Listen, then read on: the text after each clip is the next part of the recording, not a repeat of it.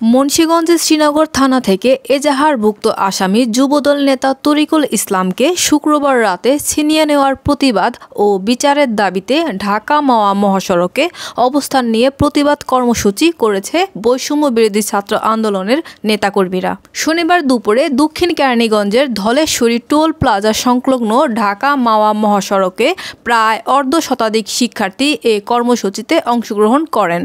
এ সময় অপরাধীদের দ্রুত বিচারের দাবিতে স্লোগান দিতে থাকেন তারা। এতে ঢাকা-মাওয়া এক্সপ্রেসওয়েতে যান চলাচল বন্ধ থাকে। উভয় প্রান্তে শত শত যানবাহনের জট বাড়ে যাত্রী দুর্ভোগ। পরে সিরাজদি খান সার্কেল অতিরিক্ত পুলিশ সুপার মোহাম্মদ ইমরান হোসেনের আশ্বাসের ভিত্তিতে ঘণ্টাখানেক পর আন্দোলনকারীরা সড়ক থেকে সরে যায়। এখানে আসার পরও কিছু মানুষ কিন্তু আমাদের উপর হামলা করার চেষ্টা করছে।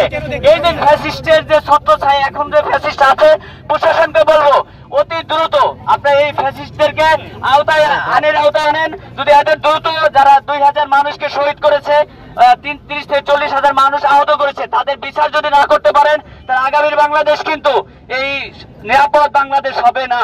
এটা পুলিশ বলেন, প্রশাসন বলেন, সেনাবাহিনী বলেন, সাধারণ জনতা বলেন, বাংলাদেশের জনগণ আর কোন ফ্যাসিস্ট সরকার দেখতে চায় না। বাংলাদেশের জনগণ কোন নিরাপত্তাহীন বাংলাদেশ দেখতে চায় না। পুলিশ বলেন, প্রত্যেকটা প্রশাসন থেকে শুরু করে যারা আছে সবাই আমাদের দেশের নাগরিক, সবাই নিরাপদ থাকবে, সবাই তার নিজ